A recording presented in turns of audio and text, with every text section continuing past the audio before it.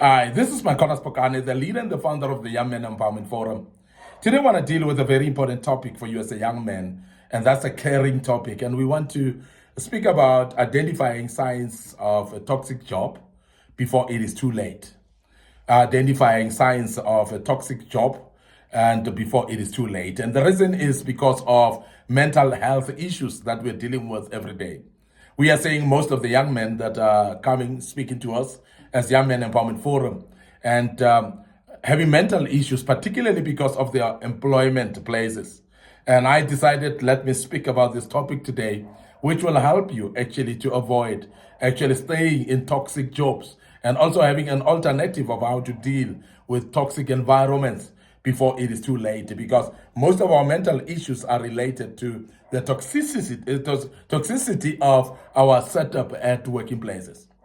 Now, one of those signs of toxicity in a job place is what we call unfair expectations. And I think I want to speak about this just for a moment, please. And for you to remember that where there are unfair expectations of you, it is going to be toxic. You're going to have serious problems because they are expecting that which you're not capable to do. They are expecting things that are not in your job descriptions, things that you cannot perform and you're not qualified for, but yet it's been expected from you. That's unfair expectations. And I want to mention this because I know there are those of you as young men who may claim that you are unfairly expected to do some of the things that you're not supposed to be doing.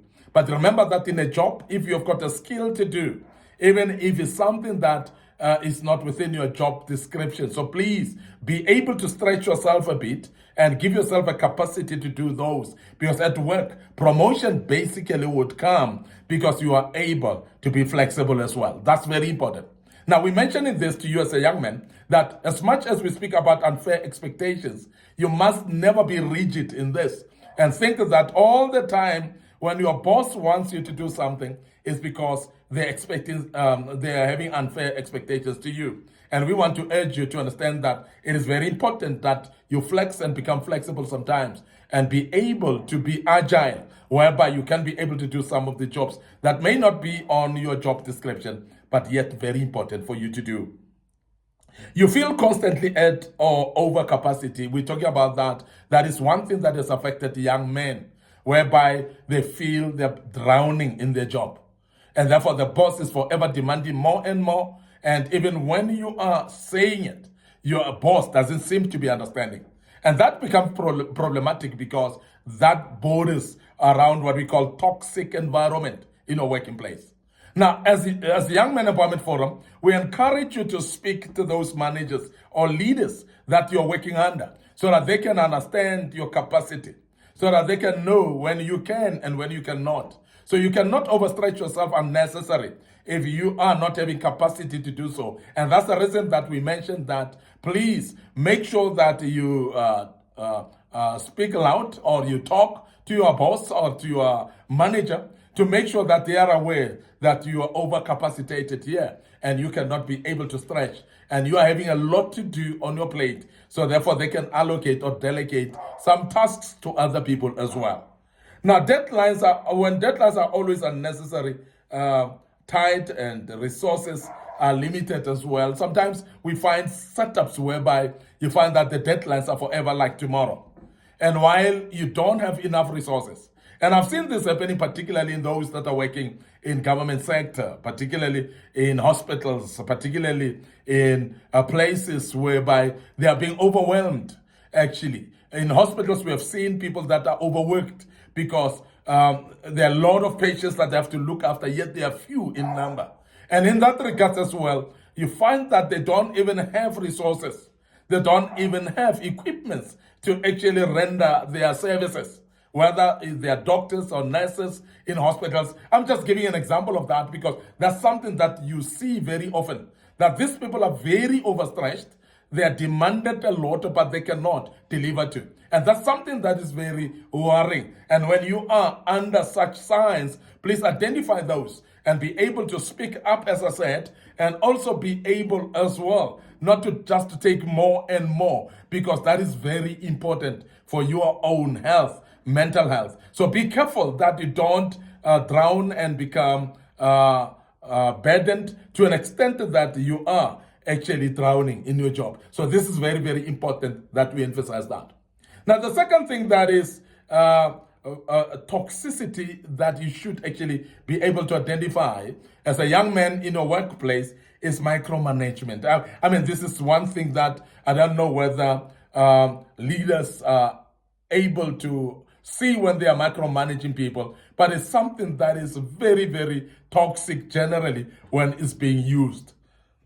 And we want to emphasize, as Young Men Empowerment Forum, that if you are a leader, wherever you are, micromanagement is particularly very toxic in a way, but there are those areas that you might need to work with your own employee to help them out or to educate them and empower them in their work so that you are going to allow them to work on their own after they've been taught the job, after they've been taught the skills of how to deliver on the job as well. So, but micromanagement, where every decision or action required approval, and I mean, this is one thing that you'll see, whereby the manager want to approve everything. You want to approve every single thing that you do. That becomes stressful. And sometimes it's limiting your autonomy at all completely, whereby you cannot make your own decisions. Now, micromanagement is that type of environment, whereby you're not allowed to think out of the box. Everything that you do must be through the authority of the manager or through the authority of the leader. Even your thinking cannot be allowed if you are not actually allowed to think out of the box and initiate your own initiatives.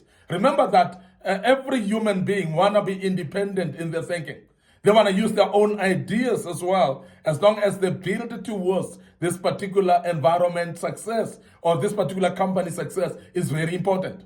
Now, it is actually natural for a human being to think out of the box, to be innovative, to be having thinking capacity and so on. But when that is being limited, we call it micromanagement. Now, we want to urge you as a young man that identify those environments that are actually limiting your thinking, that are limiting your autonomy, because that is micromanagement, and it might be detrimental and toxic for your life.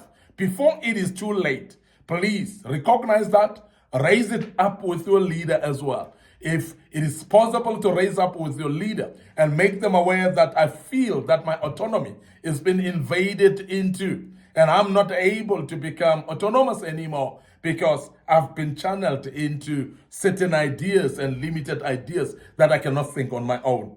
So when your manager hovers frequently around you, when they peep over your shoulder, they want to see what you're doing at every single minute.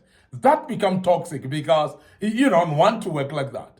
And I want to urge you as a young man, when you are leading people, please don't do that. But if you are led by an environment that is like that, so please raise it up and make sure that your leader knows that you're not comfortable with such micromanagement spirit, because it is limiting you, it's making you uncomfortable, and you are not able to do things your own way. And this is very important. Remember that even if it's system related work, whereby there's a certain way of working, they must teach you the system. You must come up to a point where you know what to do, and therefore be allowed space to maneuver with what you want to do and be able to perform your duties as allocated and as delegated. Now, micromanagement is toxic in that regard, whereby your manager is hovering upon your shoulder all the time. They want to see what you're doing, and they're forever seeing wrongs and mistakes in what you're doing. And that is detrimental in a setup. The other sign that you should actually pick up, sometimes if you are getting into a toxic environment, and you need to pick it up as early as possible until before it is late, is what we call no recognition, whereby you're not recognized at all. You are just like an object in a working place. You are just like adding numbers. You are just like someone who is not even recognized as a human being there, as part of the team. And that is actually stressful. And we have seen many young men go into depression. We have seen many young men going into difficulties of stress as well, purely because they are not being recognized at all. So leaders steal credit and rarely give praise. And this is very worrying, whereby your leader want to steal the praise. the job was done by you, the project has been completed by you, but yet your leader want to take the shine.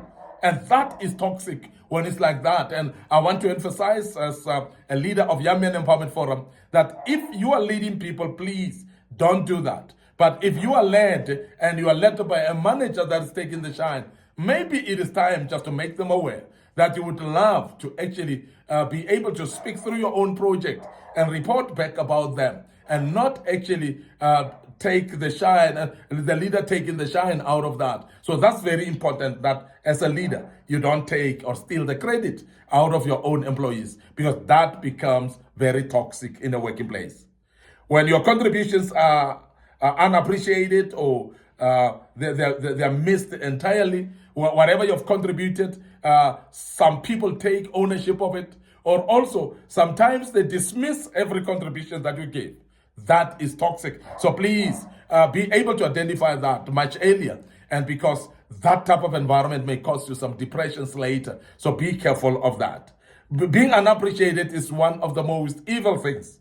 It's one of the most difficult things in life, because every human being wants to be recognized. And recognition, remember, is one of those important things in a Maslow hierarchy of needs. It's a basic need of every individual to be recognized. And therefore, in an environment where you're not recognized, normally it becomes very toxic environment. So please identify that earlier on so that it doesn't actually run you into depression at the end of the day. I want to end up here today, your host, Micornus Phokane, the leader and the founder of the Young Men Empowerment Forum.